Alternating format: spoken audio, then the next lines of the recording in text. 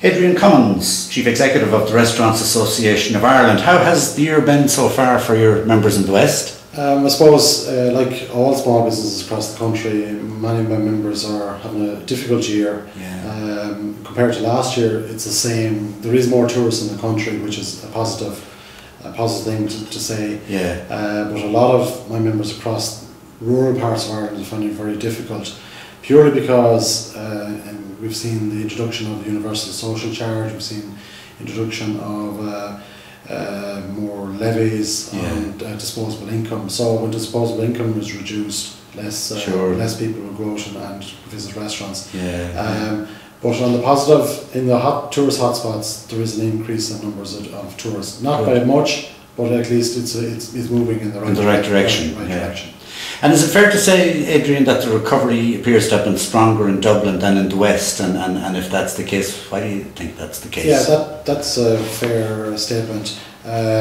Dublin is recovering faster than the rest of the country, purely because the new convention centre has been a huge benefit to Dublin, with the number of corporate clients coming in for conferences, and on top of that, the individual corporate market has started to spend more in Dublin, and there seems to be more tourists in Dublin than there is down outside of Dublin also. Yeah. So by and large, my members are seeing a slight recovery in Dublin, probably about 6% on last year, and that would be the tops of it. Okay.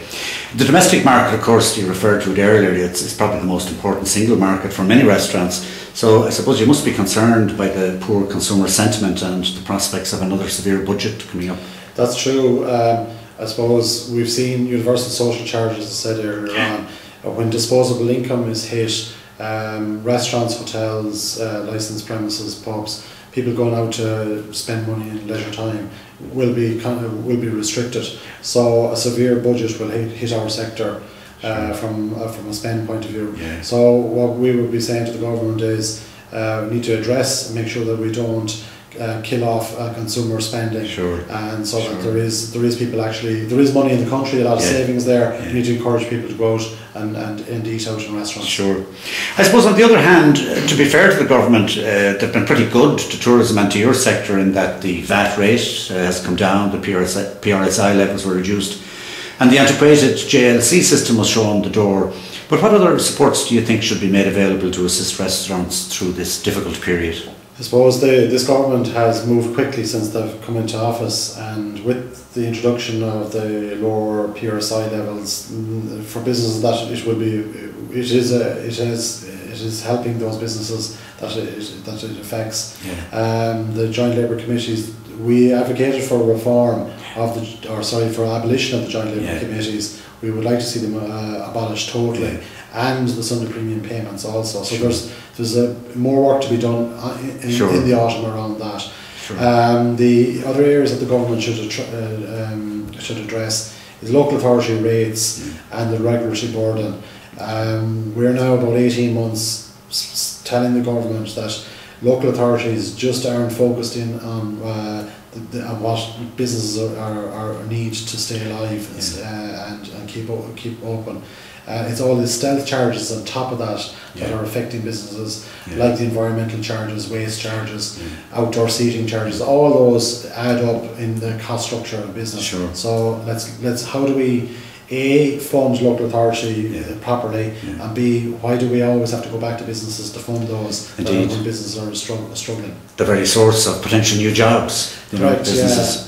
And finally, to the question of value, Adrian, is there any evidence to support the anecdotal view, I grant you, that perhaps some restaurants in parts of the West don't offer the same level of good value specials as are now readily available in Dublin? Well, I suppose looking at Dublin, you have economies of scale. You have a lot of restaurants in Dublin, and a lot of people competing for business in Dublin, and the value is phenomenal right across the industry in Dublin.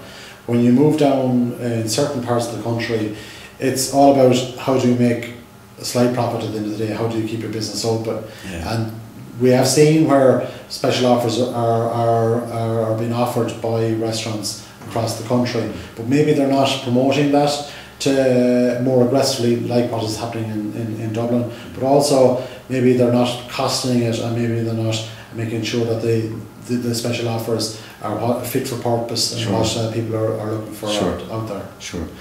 Well, on that note, let's hope, Adrian, that the recovery week, and although it is, continues, and that there's a bright future ahead. But I think the point you're making clearly is that government have still some work to do in helping to make it more profitable for businesses to trade. Yeah, there's a lot more work to be done, and I think businesses are willing to, organisations are willing to step up to the plate to help government in the area of job creation. And we believe that in the area of the Joint Labour Committee structures, we will be able to show growth in jobs, provided they are abolished at the end of the day, and some of the premiums are abolished also.